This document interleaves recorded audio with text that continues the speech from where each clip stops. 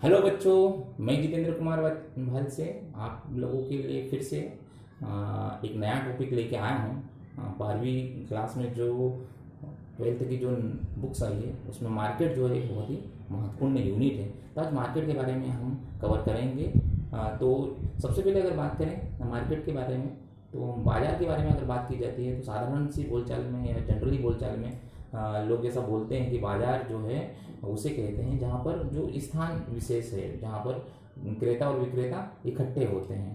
ठीक है, मगर हम जिस रूप को देखते आए हैं बाजार में जनरली, अर्थशास्त्र में उस रूप को का अर्थ बाजार नहीं होता है। अर्थशास्त्र में बाजार जो है एक विशेष स्थान को लेकर नहीं कहा गया है। बाजार जो है उसकी थोड़ी विस्तृत परिभाषा उन्होंने क्या है बनाई है। अर्थशास्त्र की भाषा में अगर बाजार की अगर बात करें तो बाजार जो है उन सभी वस्तुओं को के लिए है जहां पर क्रेता और विक्रेता जो है निकट संपर्क में रहते हैं और क्रेताओं के बीच में जो है वो प्रतिस्पर्धा होती रहती है, तो उसको अर्थशास्त्र में बाजार कहते हैं। अर्थ की तरफ अगर देखें हम बाजार के अर्थ में, तो बाजार से अभिप्राय उस संयंत्र या व्यवस्था से है जिसके द्वारा वस्तुओं और सेवाओं के बीच बिक्री एवं खरीदी के लिए क्रेता और विक्रेताओं के बीच का संपर्क जो है वो कैसा होता है, सुविधाजनक होता है। साथ ही साथ अगर हम बाजार की परिभाषा की अगर बात करें तो केयर क्रॉस ने एक बाजार की परिभाषा दी है। उस परिभाषा में लिखा गया है कि बाजार का अर्थ क्रेताओं तथा विक्रेताओं के बीच किसी साधन या वस्तु के लेन देन का एक सूत्रजाल होता है। यानी कि क्रेता और विक्रेता जो है वस्तुओं का क्या करते हैं, एक लेन देन करते हैं, तो उसके सूत्रजाल को जो है वो क्या अर्थशास्त्र में क्या कहा गया है, बाजार कहा गया है। ठीक है ना, इसका स्थान विशेष से कोई खास फर्क नहीं पड़ता है। ये तो बाजार का अर्थ हो गई, ये बाजार की परिभाषा हो गई है। अब हम बात करते हैं बाजार की विशेषताओं के बारे में कि बाजार की क्या क्या विशेषताएं होना चाहिए अर्थशास्त्र के हिसाब से। सबसे पहले अगर बात करें बाजार की विशेषताओं की, तो एक क्षेत्र, बाजार जो है क्या होता है, एक क्षेत्र होता है, एक क्षेत्र विशेष होता है। ठीक है ना, जिसको जिसको हम क्या कहेंगे, बाजार कहेंगे, जहां पर वस्तुओं का क्या होता है, लेन देन होता है। ठीक है ना, एक ही प्रकार की वस्तुओं का लेन देन होता है। खासकर ये बात भी आप ध्यान रखिए कि एक ही प्रकार की वस्तुओं का लेन देन होता है। जैसे कि कपड़ा बाजार, जहां पर सिर्फ कपड़े से संबंधित वस्तुओं का क्रय विक्रय होता है। ठीक है ना, लोहा बाजार, जहां पर सिर्फ लोहे से बनी हुई वस्तुओं और वस्तुओं का लेन देन होता है। तो एक क्षेत्र होना बाजार के लिए आवश्यक है, पहली विशेषता। दूसरी विशेषता है कि बाजार में जो है एक वस्तु होना भी जरूरी है, क्योंकि वस्तुओं का ही क्रय विक्रय होता है।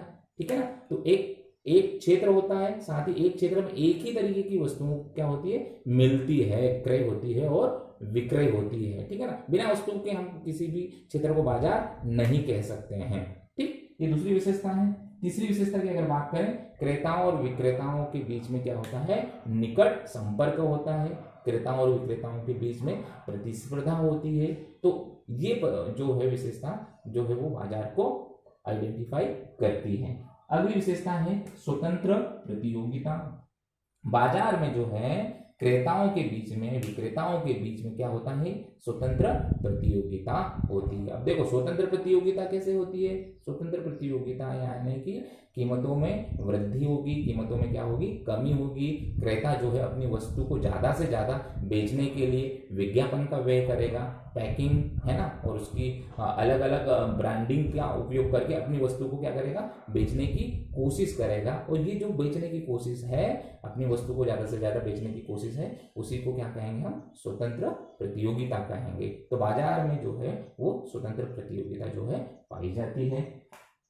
एक मूल्य होता है, एक वस्तु का एक ही मूल्य होता है बाजार में। ठीक है ना, वस्तु का कैसा मूल्य होगा, एक वस्तु का एक ही मूल्य होगा। तो ये विशेषता भी जो है बाजार की एक महत्वपूर्ण विशेषता है। अगला है बाजार का पूर्ण ज्ञान। देखिए कभी कभी ऐसा होता है कि क्रेता और विक्रेताओं का बाजार को का पूर्ण ज्ञान नहीं होता है, जिसकी वजह से क्या होती है, एक ही वस्तु जो है वो अलग अलग कीमत में क्या होती है, बिकती है। तो बाजार की विशेषता अर्थशास्त्र में ये बहुत ही जरूरी है कि बाजार का जो है वो क्रेताओं को भी और विक्रेताओं को भी पूर्ण ज्ञान होना अति आवश्यक है। तो देखो हमने अभी तक देखा बाजार का अर्थ, बाजार की परिभाषा और बाजार की विशेषताएं।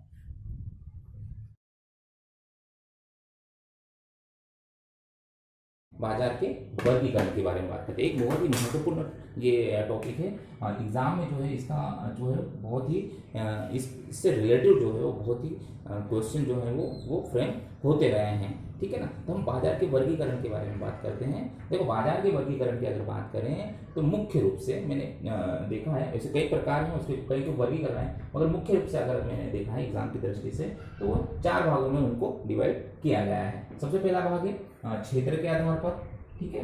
दूसरा भाग है समय के आधार पर, तीसरा भाग है उसका प्रतियोगिताओं के आधार पर, और चौथा उसका भाग है वो है वैधानिकता के आधार पर। इन चारों प्रकार के वर्गीकरण को हम आज अच्छे से समझने वाले हैं, ठीक है। सबसे पहले बात करते हैं हम क्षेत्र के आधार पर, ठीक है ना। क्षेत्र के आधार पर जैसे नाम से एक्सप्लेन हो रहा है कि बाजार के वर्गीकरण में क्षेत्र के आधार पर कैसा वर्गीकरण किया गया है। तो सबसे पहला वर्गीकरण किया गया है वो है स्थानीय बाजार, ठीक है ना। दूसरा है प्रादेशिक बाजार, तीसरा है राष्ट्रीय बाजार, और चौथा कौन सा है अंतरराष्ट्रीय बाजार। तो देखो, स्थानीय बाजार कौन सा बाजार होता है? स्थानीय बाजार जो है ऐसा बाजार होता है जो एक स्थान विशेष पर ही उन वस्तुओं का जो है उत्पादन होता है, और उन वस्तुओं पर जो है वो क्या होती है, उनका क्रय विक्रय होता है। अब देखो, ऐसी कौन कौन सी वस्तुएं हैं जो स्थानीय बाजार पर उसकी मांग और पूर्ति जो है वो घटती बढ़ती है, ठीक है ना। तो ऐसी वस्तुओं में खासकर आता है जो है वो है शीघ्र नष्ट होने वाली वस्तुएं, जैसे कि सब्जी है, अंडे है, मछली है, ठीक है। जो शीघ्र नष्ट होने वाली वस्तुएं होती है वो अल्पकालिक बाजार के अंतर्गत, यानी वो जो है वो स्थानीय बाजार के अंतर्गत आती है। दूसरी कौन सी होती है? भारी वस्तुएं, ठीक है। भारी वस्तुएं यानी कि एक ऐसी वस्तु जिनको एक स्थान से दूसरे स्थान पर ले जाने पर यातायात जो है वह बहुत ज़्यादा खर्च होने वाला है, उसके मूल्य से भी ज़्यादा खर्च होने वाला होता है, तो वो उन वस्तुओं का जो है बाजार भी क्या होता है, स्थानीय बाजार होता है। कौन कौन सी ऐसी वस्तुएं हो गई भारी वस्तुएं, जैसे कि रेत हो गई है, ईंटें हो गई है, ठीक है ना, मिट्टी हो गई है, ये स्थानीय बाजार के अंतर्गत आती है, क्योंकि इनको लाने और ले जाने में जो है वो यातायात जो व्यय है वो बहुत ही ज़्यादा होगा, ठीक है ना। जैसे मान लीजिए अगर मैं इंदौर से मान लीजिए ईंटें मंगवाना चाहता हूँ खरगोन के लिए, तो जो कीमत है उसके साथ में यातायात व्यय जो है जुड़ जाएगा, और वो जो यातायात व्यय जुड़ जाएगा उसकी कीमतें क्या होगी, बढ़ जाएगी, और बढ़ी हुई कीमतों पे जो है वो कोई भी क्रेता जो है वो क्या करता है, वो खरीदेगा नहीं, वो अपने स्थान विशेष पर ही उन ऐसी वस्तुओं को खरीदना पसंद करता है, क्योंकि वो उनकी कीमतें जो है वो कम होती है। तो स्थानीय बाजार आप लोगों को समझ में आ गया होगा। स्थानीय बाजार यानी कि ऐसी वस्तुओं का बाजार जो या तो शीघ्र नष्ट होने वाली होती है या फिर भारी होती है। शीघ्र नष्ट होने वाली वस्तुओं को यानी कि हम ज़्यादा दूर तक नहीं ले जा सकते उसको, क्योंकि वो उनका खराब होने का जो है चांस ज़्यादा होता है, ठीक है। दूसरा जो है उसका क्षेत्र के आधार पे प्रकारों में वो है प्रादेशिक बाजार। देखिए, प्रादेशिक बाजार ऐसे बाजार होते हैं जो किसी विशेष प्रदेश में ही उन वस्तुओं की मांग और उन वस्तुओं की क्या होती है, पूर्ति होती है। ऐसे बाजार को हम क्या बोलते हैं, प्रादेशिक बाजार कहते हैं। ऐसे बाजार कौन से हो सकते हैं, जैसे कि हम साफे की बात करें, पगड़ी की बात करें, तो राजस्थान और जो है वो पंजाब में इनका चलन है, इसलिए वो ज़्यादा वहाँ पर बनती है और वहीं पर क्या होती है, बिकती है। लाख की चूड़ियों के बारे में आपने सुना होगा, देखा भी होगा कि जो राजस्थानी महिलाएं वो सफ़ेद कलर की बहुत सारी लाख की जो है चूड़ियाँ क्या करती है, पहनती है, ठीक है ना। तो इनका उत्पादन जो है कहाँ होता है, राजस्थान में होता है। इनका चलन कहाँ पर है, इनकी मांग कहाँ पर है, राजस्थान में है। तो ऐसी वस्तुएं का जो बाजार होता है वो कौन से कैटेगरी में आता है, कौन से वर्ग में आता है, वो प्रादेशिक बाजार के अंतर्गत आता है, क्योंकि उनकी मांग देश के दूसरे प्रदेशों में नहीं है। वो एक प्रदेश तक की उनकी मांग जो है वो सीमित है और वहीं पर उनका उत्पादन होता है, ठीक है।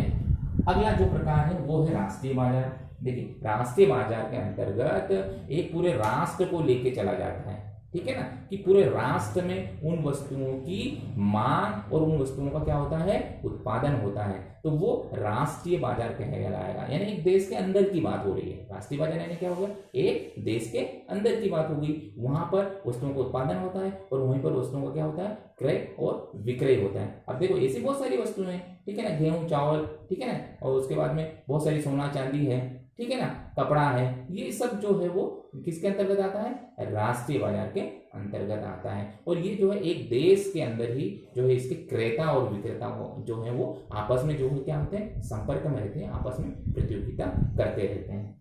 अगला जो है वो प्रकार है अंतरराष्ट्रीय बाजार का। अब नाम से ही एक्सप्लेन हो रहा है सब कुछ। अंतरराष्ट्रीय बाजार यानी कि इंटरनेशनल मार्केट की बात हो रही है, जो कि एक देश की सीमा से दूसरे देश की के अंदर भी जिसका है, या एक देश की सीमा के अंदर न होकर से उसका जो फैलाव होता है, जो वो क्या होता है, दूसरे देशों तक भी होता है। यानी दूसरे देशों में भी उन वस्तुओं की क्या होती है, मांग होती है, उत्पादन के साथ साथ में उनकी क्या होती है, बिक्री होती है, और साथ ही साथ क्रेता और विक्रेता जो है वो आपस संपर्क में होते हैं।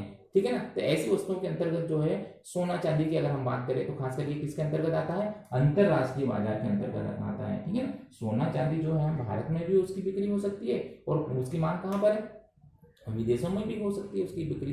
तो ये जो है अंतरराष्ट्रीय बाजार के अंतर्गत आता है। देखिए बहुत ही महत्वपूर्ण है क्षेत्र के आधार पर बाजार का वर्गीकरण। ठीक है ना। इसके बाद साथ में क्या है, सबसे पहला प्रकार कौन है, स्थानीय बाजार, यानी कि स्थान विशेष से सीमित होता है, उसका दायरा जो एक स्थान पर ही होता है। ठीक है ना। जैसे मैंने आप लोगों को बताया ईंटों का बाजार, रेत का बाजार, मिट्टी का बाजार, जो स्थानीय बाजार के अंतर्गत आता है, उसकी दायरा और उसकी सीमा है वो एक क्षेत्र के अंतर्गत होती है। दूसरा देखा हमने प्रादेशिक बाजार। प्रादेशिक बाजार यानी कि प्रदेश की बात हो रही है, वहीं पर उन वस्तुओं का उत्पादन होता है, वहीं पर वो वस्तुएं क्या होती है, क्रय विक्रय होती है। ठीक है ना। क्रेता विक्रेता वहीं पर पाया जाता है, और एक प्रदेश के बारे में बात कही जा रही है। तीसरा हमने देखा राष्ट्रीय बाजार, यानी देश की सीमा के अंदर की बात हो रही है। ठीक है ना। देश की सीमा के अंदर वस्तुओं और सेवाओं का जो है वो क्रय विक्रय हो रहा है, क्रेता विक्रेता एक दूसरे के संपर्क में है, तो वो राष्ट्रीय बाजार। और जब एक राष्ट्र की में वस्तुओं का उत्पादन हुआ है और वो दूसरे राष्ट्र में उन वस्तुओं का, जो दूसरे देश में उन वस्तुओं का जो है क्या हो रहा है, बिक्री हो रही है ना, क्रय विक्रय हो रहा है, तो वो क्या कहलाएगा, अंतरराष्ट्रीय बाजार कहलाएगा। ठीक। अब हम आते हैं समय के आधार पर। समय के आधार पर बाजार का वर्गीकरण भी 4 भागों में किया गया है। अति अल्पकालीन बाजार, अल्पकालीन बाजार, दीर्घकालीन बाजार और अति दीर्घकालीन बाजार कहलाता है। ठीक है ना। तो समय के आधार की अगर बात करें, अति अल्पकालीन बाजार, ठीक है ना, ऐसा बाजार जिसकी मांग के अनुरूप जो है वो पूर्ति को ज्यादा बढ़ाया या घटाया नहीं जा सकता है। ठीक है ना। वो अति अल्पकालीन बाजार होता है। अब अति अल्पकालीन बाजार के अंतर्गत कौन कौन सी वस्तुएं आ सकती है, वही वस्तुएं जो शीघ्र नष्ट होने वाली होती है, जैसे दूध सब्जी और की बात करें, ये शीघ्र नष्ट होने वाली होती है। इनका जो बाजार होता है वो बहुत ही अल्पकाल के लिए होता है, सीमित काल के लिए होता है। कैसे होता है कि इनकी मांग के अनुरूप हम पूर्ति को नहीं बढ़ा सकते हैं। ठीक है ना।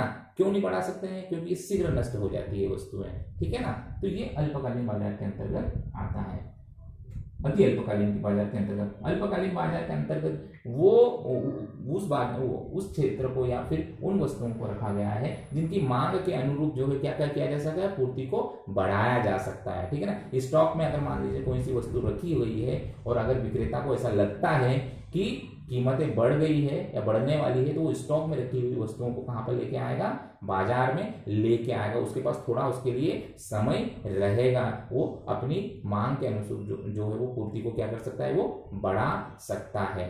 ठीक है ना। और साथ ही साथ उसको ऐसा लगता है कि भविष्य में कीमतें बढ़ने वाली है, तो जो परिवर्तनशील संसाधन होते हैं, उन संसाधनों को परिवर्तित करके वो उद्योग में या फर्म में जो है अपनी वस्तु के उत्पादन को क्या करने की कोशिश करेगा, बढ़ाने की कोशिश करेगा। मगर ध्यान रखने वाली बात यह है कि वो सिर्फ परिवर्तनशील संसाधनों को ही बढ़ा सकता है। ठीक है ना। क्योंकि समय उसके पास ज्यादा नहीं है, उन्हीं संसाधनों को बढ़ाकर वो क्या करेगा, मांग के अनुरूप अपनी वस्तुओं को क्या करेगा, उत्पादन करेगा, और ज्यादा उत्पादन करके लाभ कमाने की क्या करेगा, कोशिश करेगा। ठीक है ना। तीसरा है इसमें दीर्घकालीन बाजार। देखिए दीर्घकालीन बाजार वो बाजार होता है जिसमें विक्रेता या उद्योगपति, ठीक है ना, वो क्या करता है, अब मांग के अनुरूप वस्तुओं के उत्पादन को बढ़ाने की क्या करता है, कोशिश करता है। उसके पास इतना समय रहता है कि वो परिवर्तनशील संसाधनों के साथ साथ जो स्थिर संसाधन है उनको भी बढ़ाने की कोशिश करता है। ठीक है ना। और बढ़ाकर मांग के अनुरूप क्या करता है, वो अपनी पूर्ति को या अपने उत्पादन को क्या करने की कोशिश करेगा, बढ़ाने की कोशिश करेगा, और ज्यादा से ज्यादा लाभ कमाने की कोशिश करेंगे। इसमें स्थिर साधनों के साथ साथ वो क्या करेगा, परिवर्तनशील संसाधनों को भी बढ़ाने की कोशिश करेंगे। यानी कैसे कि मान लीजिए उसको ऐसा लगता है कि मेरी वस्तु की मांग बहुत बढ़ गई है मार्केट में और आने वाले समय में जो है और ज्यादा बढ़ने वाली है, तो अगर मान लीजिए उसके पास एक फैक्ट्री है तो वो क्या करेगा, दूसरी फैक्ट्री लगाने की भी कोशिश करेगा और मांग के अनुरूप क्या करेगा, वो अपनी वस्तु के उत्पादन को क्या करेगा, वो बढ़ाएगा ताकि उसको ज्यादा से ज्यादा लाभ मिल सके। तो ये दो बातें आपको बहुत ही क्लियरली समझ में आना चाहिए। अल्पकाल में जो है वो सिर्फ परिवर्तनशील जो संसाधन होते हैं उनको बढ़ाया जाएगा, मांग के अनुरूप किया जाएगा, मांग के अनुरूप उनको बढ़ाएगा और उत्पादन को क्या करेगा, बढ़ाने की कोशिश करेगा। दीर्घ काल में जो है वो परिवर्तनशील संसाधनों के साथ साथ में जो स्थिर संसाधन है उत्पादन के उनको भी बढ़ाएगा और मांग जो है मांग के अनुरूप वस्तुओं को उत्पादन को बढ़ाकर अब ज्यादा से ज्यादा लाभ कमाने की कोशिश करेगा। अगला जो प्रकार है वो है अति दीर्घकालीन बाजार। देखो समय के आधार की बात हो रही है ना, कॉन्सेप्ट जो है वो ये रखना है, समय के आधार पर बाजार का क्या हो रहा है, वर्गीकरण हो रहा है, ठीक है ना।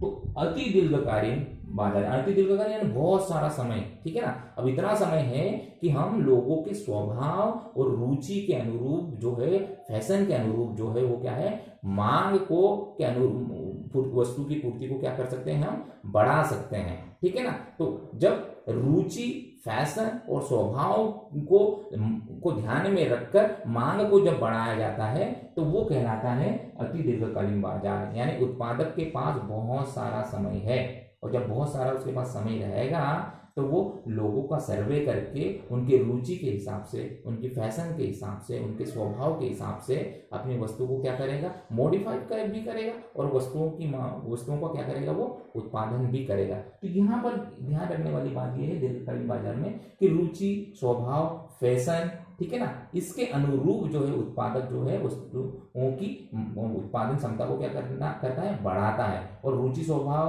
और फैशन जो है आपको अच्छी तरीके से पता है कि 1, 2 साल, 10 साल में ये परिवर्तन नहीं होता है। फैशन की अगर बात करें तो फैशन में परिवर्तन, रुचि में परिवर्तन आने के लिए काफी लंबा समय होता है, उस हिसाब से जो है वो उत्पादन भी क्या होता है, बढ़ता है। ठीक, अब हम बात करते हैं अगला जो है वो है प्रतियोगिता का।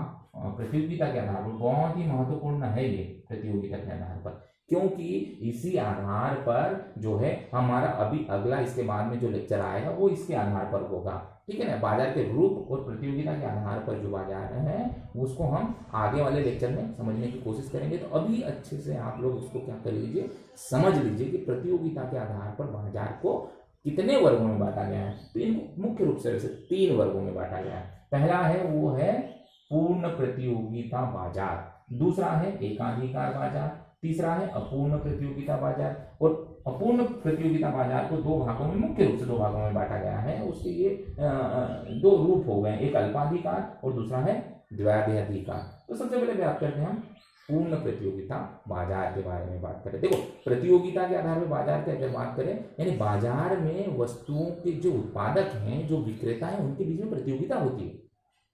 वो अपनी वस्तु को ज्यादा से ज्यादा बेचने के लिए जो है वो अलग अलग मतलब कि सहारा लेते हैं। विज्ञापन का सहारा लेंगे खासकर, ठीक है ना, ब्रांड का सहारा लेंगे खासकर, ठीक है ना, लोगों की रुचि के हिसाब से अपनी वस्तु को क्या करेंगे, वो पैकिंग में, सुगंध में, ठीक है ना, इसमें वो क्या करने की कोशिश करेंगे, परिवर्तन करने की कोशिश करेंगे और ज्यादा से ज्यादा जो है वो क्रेताओं को अपनी तरफ आकर्षित करने की कोशिश करते हैं। यानी कि क्रेताओं के बीच में क्या हो रही है, कॉम्पिटिशन हो रही है, प्रतियोगिता हो रही है। उसके आधार पर बाजार का इसमें क्या किया गया, वर्गीकरण किया गया।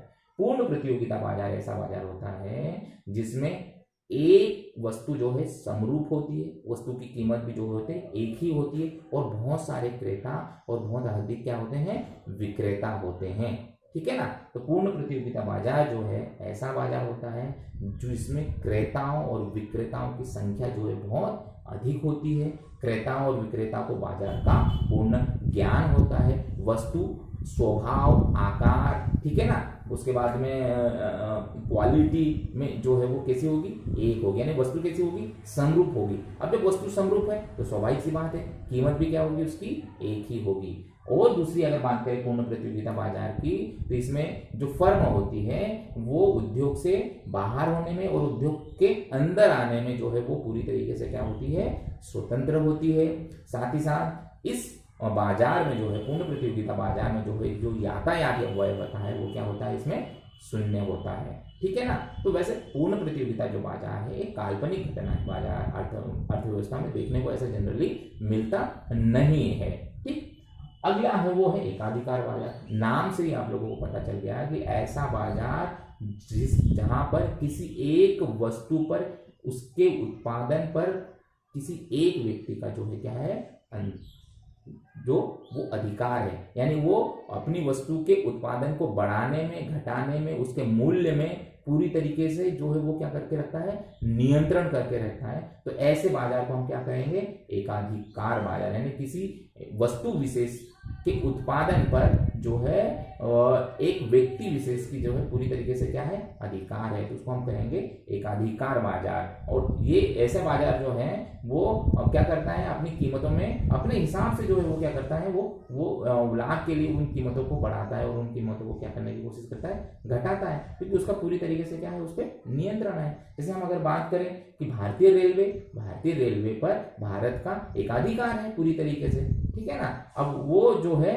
अपने हिसाब से जो है वो क्या करता है, किराया का डिसाइड करता है, ठीक है ना, लोगों को सुविधा के हिसाब से, अपने हिसाब से वो जो भी उसको देना होती है उस तरीके से देता है, क्योंकि बाजार में कोई दूसरा ऐसा उत्पादक नहीं है, बाजार में जो है कोई दूसरा उत्पादक ऐसा नहीं है जिससे उसका कंपटीशन होता हो, ठीक है ना। तो बाजार में एक अकेला विक्रेता होता है और वही क्या करता है, उस वस्तु के उत्पादन पर, उसके मूल्य पर वो क्या करता है, पूरी तरीके से नियंत्रण लगाता है। जैसे कभी कभी हम जनरली देखते हैं बाजार में भी, हम इसका रूप भी हम अर्थव्यवस्था में, हम सामान्य जीवन में हमें देखने को मिलता है। जैसे मान लीजिए मुझे जो है वो टमाटर बहुत पसंद है, और अगर मैं मार्केट में गया और टमाटर की मात्र एक ही दुकान है, तो स्वाभाविक सी बात है उस विक्रेता को पता चल जाता है कि बाजार में क्या है, मेरी एक ही दुकान है, तो क्या करेगा, अपने हिसाब से जो है वो क्या करेगा, मूल्य का निर्धारण करता है, चाहे वो क्रेता को उस पर वो एग्री हो या ना हो, मगर वो अपने आप को क्या करता है, ज्यादा से ज्यादा लाभ कमाने के लिए मूल्य का क्या करता है, निर्धारण करता है, नियंत्रण करना।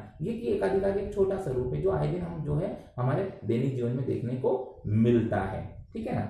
अगला जो है वो है अपूर्ण प्रतियोगिता बाजार। देखिए पूर्ण प्रतियोगिता की जो विशेषताएं मैंने बताई, जिस तरीके से उसको बताया, उसमें से अगर एक दो विशेषता या एक दो पॉइंट अगर हम छोड़ दें तो वो अपूर्ण प्रतियोगिता के अंतर्गत आ जाता है। जैसे मैंने आप लोगों को बताया कि पूर्ण प्रतियोगिता में क्रेता और विक्रेताओं को जो है बाजार का पूर्ण ज्ञान होता है, तो अपूर्ण प्रतियोगिता में क्या होता है, क्रेता और विक्रेता को बाजार का पूर्ण ज्ञान नहीं होता है कि कौन सी वस्तु कहाँ पर कितनी कीमत में बिक रही है, उसको पता नहीं होता है। साथ ही साथ जो है वो अपूर्ण प्रतियोगिता में होता क्या है, वस्तु विभेद पाया जाता है, और जब वस्तु विभेद पाया जाएगा तो स्वाभाविक सी बात है कीमत विभेद भी होगा, ठीक है ना। तो अपूर्ण प्रतियोगिता में जो है क्रेता और विक्रेताओं की संख्या जो है क्या होती है, सीमित होती है, मगर सीमित संख्या में जो विक्रेता होता है उनमें कंपटीशन बहुत ज्यादा होता है, अपनी वस्तु को बेचने के लिए जो है वो कई प्रलोभन जो है लोगों को देते हैं, ठीक है ना। जैसे कि एक वस्तु के साथ में एक दूसरा कुछ फ्री में, ठीक है ना। विज्ञापन पर बड़े बड़े जो स्टार्स हैं, जो सेलिब्रिटी है, उनके द्वारा जो अपनी वस्तु का क्या करने की कोशिश करेंगे,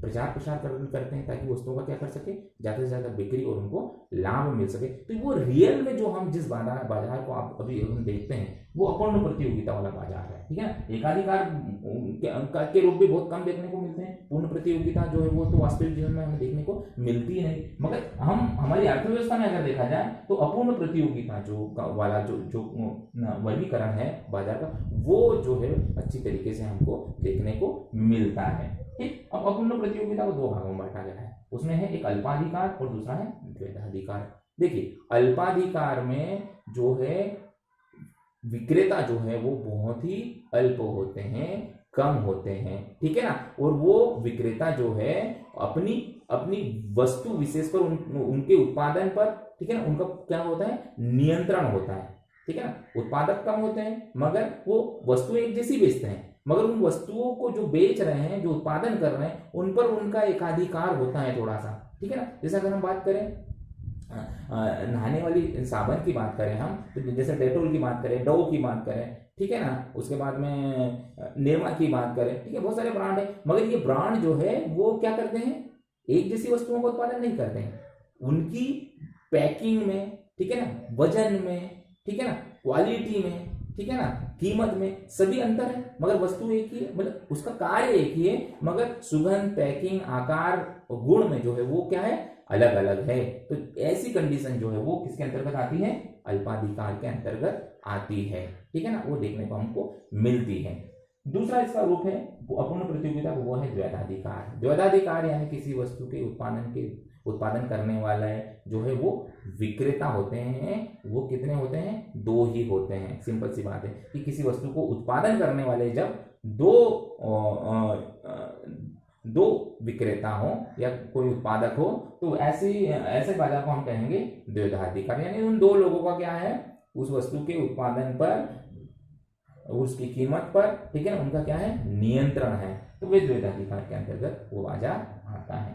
ठीक, अगला बाजार का रूप है वो है वैधानिकता के आधार पर बाजार। ठीक है ना, वैधानिकता के आधार पर बाजार की अगर बात करें तो दो भागों में इसको बांटा गया है, एक है उचित बाजार और दूसरा है अवैध बाजार। ठीक है ना, उचित बाजार यानी कि ऐसा बाजार जहां पर सरकार के द्वारा या सरकार की परमिशन से जो है वस्तुओं का जो है क्या हो रहा है, क्रय विक्रय हो रहा है। ठीक है ना, इसमें होता यह है कि सरकार जो है वो क्रेताओं को सब्सिडी देने की कोशिश करती है। ठीक है ना, तो सरकार के द्वारा संचालित या सरकार की मान्यता के द्वारा जो जहां पर वस्तुओं और सेवाओं का जो है वो क्या हो रहा है, क्रय विक्रय हो रहा है, तो ऐसे बाजार को हम क्या बोलेंगे, उचित बाजार बोलेंगे। ठीक है ना, इस बाजार में होता यह है कि सरकार जो है वो क्या करती है, वस्तु की कीमत का जो है वो क्या करती है, निर्धारण करती है। ठीक है ना, दूसरा इसका रूप है अवैध बाजार। अवैध बाजार को हम जनरली भाषा में जो है चोर बाजार भी कह सकते हैं, जनरली भाषा में बोलते हैं अवैध बाजार, यानी कि जहां पर सरकार की परमिशन के बिना जो है वस्तु सेवाओं का क्या हो रहा है, क्रय विक्रय हो रहा है। सरकार ने जो कीमत निर्धारित की है वस्तु की, उससे कम या उससे ज्यादा कीमत जो है वो क्या किया जाता है, क्रेताओं से वसूल किया जाता है। यानी पूरी तरीके से ये जो बाजार होते हैं ये अवैध होते हैं, सरकार की परमिशन के बिना जो है वो संचालित नहीं होते हैं। ठीक, तो आज दोस्तों हमने बाजार के वर्गीकरण को समझा। मुझे उम्मीद है आप लोगों को ये जो टॉपिक है वो अच्छे से समझ में आया होगा। अगर आप लोगों को अच्छे से समझ में आया है तो प्लीज़ कमेंट्स कीजिए, मेरे वीडियो को लाइक कीजिए, चैनल को सब्सक्राइब कीजिए। ठीक, और कुछ अगर आपको ऐसा लग रहा है कि इसमें कमी है तो मुझे आप कमेंट्स करके बता सकते हैं। बहुत बहुत धन्यवाद।